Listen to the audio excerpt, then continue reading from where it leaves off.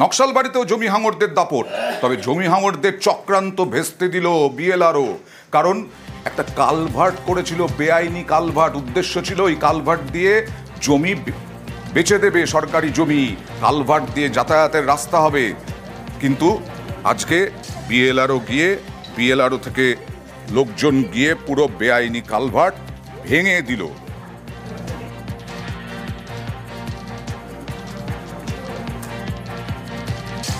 Land mafia তারা হয়তো এটা করছিল জমির প্যাসেজ বানানোর জন্য। পেছনে যে প্লটগুলো আছে ওগুলো থেকে তো ডাইরেক্ট আসার রাস্তা নেই, কিন্তু রাস্তা ওইভাবে বানানো যায় না। রাস্তা বানাতে গেলে প্রপার পারমিশন লাগে, পারমিশনগুলো নেওয়া হয়নি। সেই জন্য এটা সঠিকভাবে কাজ করা হয়েছে এবং পরবর্তীকালে এর উপর ভিজিল রাখা হবে আর কি। বাইরে লেখা ডাক ও তার বিভাগ, পোস্ট অফিস। সেই পোস্ট অফিসের হাল দেখবেন, বহু ধ্বংসস্তূপে পরিণত হলেও এরকম হয় না। জলে ভাসছে পোস্ট অফিস হাসনাবাদে।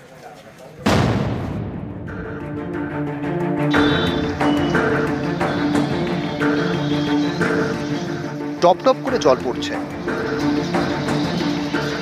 পোস্ট অফিসের ভেতর বালতি, পোস্ট অফিসের ভেতরে টাঙানো রয়েছে প্লাস্টিকও। পোস্ট অফিসের বাইরে জল, ভেতরেও জল। এই দেখুন, মেঝে থেকে বৃষ্টির জল কাচিয়ে বের করছেন পোস্ট অফিসের কর্মী।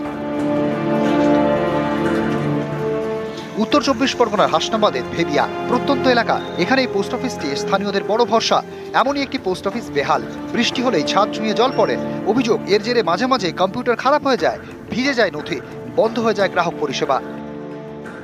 এখানে অফিসে আসলে জল পড়ে, মেশিন খারাপ হয়ে যাচ্ছে, প্রতিদিন ফেরত যেতে হচ্ছে আমাদের। আমরা চাই যে আমাদের অফিসের এখান থেকে স্থানান্তরিত হোক, বা এখানে জল মানে অফিসটা পরিবর্তন করার বা পরিষ্কার পরিচ্ছন্ন যাতে জল না পড়ে, মেশিন যাতে ঠিক মানে খারাপ না হয় তার বিহিত ব্যবস্থা করা হোক। জল পড়ছে ছাদ থেকে, জল চুয়ে চুয়ে পড়ছে ভিতরে, যার জন্য নতুনত্ব চিঠিপত্র, রেকর্ডপত্র সব আমাদের মানে জলে ভিজে যাবে। গুরুত্বপূর্ণ নদী থেকে তো সাধারণ মানুষ সেগুলো তো নষ্ট হতে পারে, তার জন্য আমরা পেপার সব বা টিপুল সেইভাবে রেখে দিয়েছি। কিন্তু তবুও তো আপনাদের কাজের ক্ষেত্রে কিছুটা সমস্যা হবেই। হচ্ছে তো, জানিয়েছি আমরা, মাস্টারমশাই ঊর্ধ্বতন কর্তৃপক্ষকে জানিয়েছেন, সেটা আমরা বলেছি, বললে চেষ্টা করছি। ঊর্ধ্বতন কর্তৃপক্ষ বললো যে চেষ্টা করছে। উত্তর 24 পরগনা থেকে জিয়াউল আলম, নিউজ 18 বাংলা। অনলাইনে প্রতারণার ফাঁদ, ব্যাংকের ভেতরেও প্রতারণার ফাঁদ। ব্যাংকেরই কর্মী প্রতারণার ফাঁদ পেতে রেখেছেন। প্রবীণ নাগরিক, বৃদ্ধ বৃদ্ধা, তারা ব্যাংকে ঢুকে যে কোনো ট্রানজাকশানে সাহায্য চান ব্যাংক কর্মীর। আর এখানে একজন ব্যাংক কর্মী, তিনি মেরে দিচ্ছেন টাকা, প্রবীণ নাগরিকদের টাকা মার যাচ্ছে।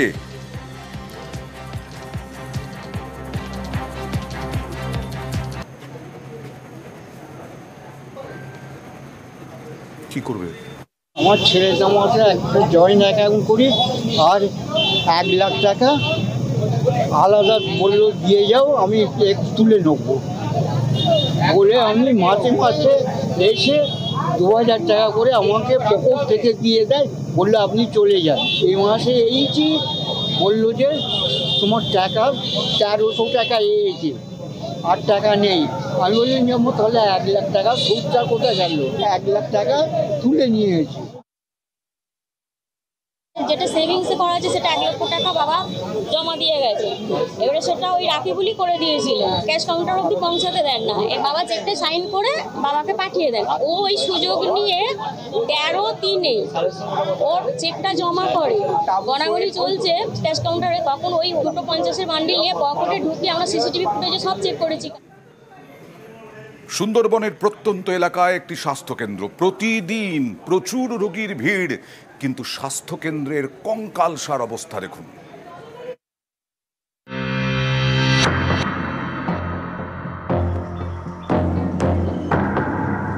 দক্ষিণ 24 পরগনার পাথর প্রতিমা ব্লকের দিগম্বরপুর গ্রাম পঞ্চায়েত, সুন্দরবনের প্রত্যন্ত এলাকা। এখানেই গদামথুরা প্রাথমিক স্বাস্থ্যকেন্দ্র। আশপাশের 6টি গ্রাম পঞ্চায়েত এলাকার বাসিন্দাদের বড় ভরসা 10 বেডের স্বাস্থ্যকেন্দ্র। প্রতিদিন এখানে রোগীর ভিড়, 2 জন চিকিৎসক রোগী দেখেন, নার্স 4 জন। এমন একটা স্বাস্থ্যকেন্দ্রের মূল বিল্ডিংটাই বেহাল, দেওয়ালে ফাটল, খসে পড়ছে প্লাস্টার। স্বাস্থ্যকেন্দ্রের পাশেই 7টি স্টাফ কোয়ার্টার্স, প্রত্যেকটারই ছাদের জায়গায় জায়গায় ফাটল, তাই বাঁধা হয়েছে ত্রিপল। বৃষ্টি হলেই ছাদ চুইয়ে ঘরে জল ঢোকে। চরম সমস্যায় চিকিৎসক এবং নার্সরা। স্থানীয় বিল্ডিং সংস্কারের দাবিতে সরব। সিস্টার থাকবে কি করে বলুন, যে নারকেল পাতার চাপাতে কি মানুষ থাকতে পারে? এত বর্ষাতে মানুষ থাকবে কি? আমরা যদি ডাক্তারবাবুকে ডাকতে আসি, ডাক্তারবাবু দাঁড়িয়ে আছে, পেপার পেতে শুয়ে আছে, তাহলে এখানে কি থাকা সম্ভব? প্রচুর জল পড়ছে, দিদিমণিরা থাকতে পারছে না, ভেঙেও পড়ে যাচ্ছে। আর কি করে কাজ করবে? কারেন্ট নাই, আর তোমার জেনারেটর চালাতে পারেনি, কি করে কাজ করবে? একটা ডেলিভারি এলে তখন এই কারেন্ট থাকে না। আমাদের আর্থিক অনটন প্রায় লোকেরই, সবাই মিলে যদি এই বিশেষ করে বিধায়ক যদি চেষ্টা করে আমাদের এই সমস্যার সমাধানটা করে, তাহলে আমরা খুবই উপকৃত হব। স্টাফে যারা থাকেন তাদের রুমগুলো প্রায় সব ত্রিপল দিয়ে ছায়া, ভিতরে হচ্ছে কি এসি চলছে কিন্তু ত্রিপল দিয়ে ছাওয়া, জল পড়ে। অঞ্চল থেকে ত্রিপল দিলে অনেক কোয়ার্টারে চাপানো আছে, অঞ্চল থেকে ত্রিপল দিয়ে রেখে ডিএমও সাহেবকে কালকে আমরা পাঠিয়েছিলাম, ও ভিজিট করেছে। আগামীকাল আমাদের ইঞ্জিনিয়ারিং সেকশন থেকে যাবে। নার্সিং কোর্টের ছাদ নিয়ে একটু সমস্যা আছে, সেটা আমরা সামনে প্রিপেয়ার করবো। তবে একটা কথা এই প্রসঙ্গে বলি, গদামতলায় 10 বেড থেকে 30 বেডে একটা স্যাংশন আমরা পেয়েছি। আমি খুব শীঘ্রই ওটা 10 বেড থেকে 30 বেড হয়ে যাবে, তখন কিন্তু নতুন করে ইনফ্রাস্ট্রাকচার পুরোটাই তৈরি হবে। পাথর প্রতিমা থেকে বিশ্বজিৎ হালদার, নিউজ 18 বাংলা। নকশালবাড়িতেও জমি হাঙরদের দাপট, তবে জমি হাঙরদের চক্রান্ত ভেস্তে দিল বিএলআরও।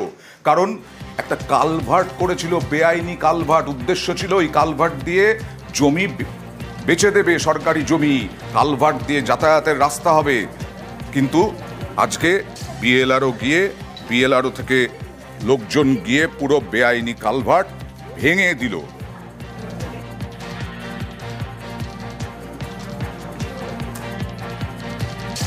ল্যান্ড মাফিয়া তারা হয়তো এটা করছিল প্যাসেজ, জমির প্যাসেজ বানানোর জন্য। পেছনে যে প্লটগুলো আছে ওগুলো থেকে তো ডাইরেক্ট আসার রাস্তা নেই, কিন্তু রাস্তা ওইভাবে বানানো যায় না। রাস্তা বানাতে গেলে প্রপার পারমিশন লাগে, পারমিশনগুলো নেওয়া হয়নি। সেই জন্য এটা সঠিকভাবে কাজ করা হয়েছে এবং পরবর্তীকালে এর উপর ভিজিল রাখা হবে আর কি। বাইরে লেখা ডাক ও তার বিভাগ, পোস্ট অফিস। সেই পোস্ট অফিসের হাল দেখবেন, বহু ধ্বংসস্তূপে পরিণত হলেও এরকম হয় না। জলে ভাসছে পোস্ট অফিস হাসনাবাদে।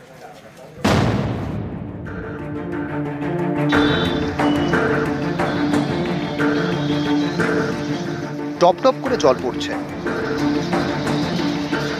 পোস্ট অফিসের ভেতর বালতি, পোস্ট অফিসের ভেতরে টাঙানো রয়েছে প্লাস্টিকও। পোস্ট অফিসের বাইরে জল, ভেতরেও জল। এই দেখুন, মেঝে থেকে বৃষ্টির জল কাচিয়ে বের করছেন পোস্ট অফিসের কর্মী। উত্তর 24 পরগনার হাসনাবাদের ভেবিয়া প্রত্যন্ত এলাকা, এখানে এই পোস্ট অফিসটি স্থানীয়দের বড় ভরসা। এমনই একটি পোস্ট অফিস বেহাল, বৃষ্টি হলেই ছাদ চুঁইয়ে জল পড়ে। অভিযোগ, এর জেরে মাঝে মাঝে কম্পিউটার খারাপ হয়ে যায়, ভিজে যায় নথি, বন্ধ হয়ে যায় গ্রাহক পরিষেবা। এখানে অফিসে আসলে জল পড়ে, মেশিন খারাপ হয়ে যাচ্ছে, প্রতিদিন ফেরত যেতে হচ্ছে আমাদের। আমরা চাই যে আমাদের অফিসের এখান থেকে স্থানান্তরিত হোক, বা এখানে জল মানে অফিসটা পরিবর্তন করার বা পরিষ্কার পরিচ্ছন্ন যাতে জল না পড়ে, মেশিন যাতে মানে খারাপ না হয় তার বিহিত ব্যবস্থা করা হোক। জল পড়ছে ছাদ থেকে, জল চুয়ে চুয়ে পড়ছে ভিতরে, যার জন্য নতুন চিঠিপত্র রেকর্ডপত্র সব আমাদের জলে ভিজে যাবে।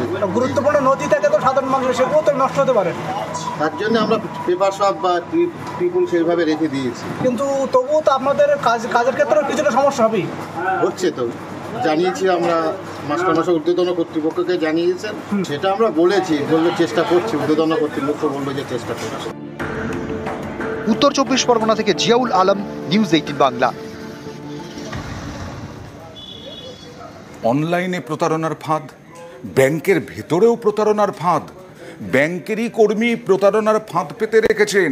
প্রবীণ নাগরিক, বৃদ্ধ বৃদ্ধা, তারা ব্যাংকে ঢুকে যে কোনো ট্রানজাকশানে সাহায্য চান ব্যাংক কর্মীর।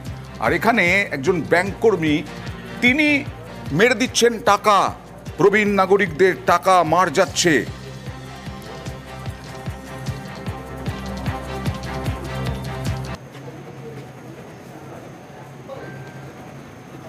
কি করবে? আমার ছেলে জামাটা একটা জয়েন্ট অ্যাকাউন্ট করি, আর 1 লাখ টাকা আলাদা বললো দিয়ে যাও, আমি তুলে নেবো। বলে আমি মাসে মাসে এসে 2000 টাকা করে আমাকে পকেট থেকে দিয়ে দেয়, বললো আপনি চলে যান। এই মাসে এইছি, বললো যে তোমার টাকা 1300 টাকা এসেছে, আর টাকা নেই। আমি বললাম যেমন তাহলে 1 লাখ টাকা সুদটা কোথায় গেল? 1 লাখ টাকা তুলে নিয়েছি। যেটা সেভিংসে করা আছে সেটা 1 লক্ষ টাকা বাবা জমা দিয়ে গেছে। এবারে সেটা ওই রাখিবুলি করে দিয়েছিল, ক্যাশ কাউন্টার অবধি পৌঁছাতে দেন না। এর বাবা চেকটা সাইন করে বাবাকে পাঠিয়ে দেন। ও ওই সুযোগ নিয়ে 13/3 ওর চেকটা জমা করে, গণাগণি চলছে ক্যাশ কাউন্টারে। তখন ওই 250-এর বান্ডিল নিয়ে পকেটে ঢুকিয়ে আমরা সিসিটিভি ফুটেজে সব চেক করেছি। সুন্দরবনের প্রত্যন্ত এলাকায় একটি স্বাস্থ্যকেন্দ্র, প্রতিদিন প্রচুর রোগীর ভিড়, কিন্তু স্বাস্থ্যকেন্দ্রের কঙ্কালসার অবস্থা দেখুন।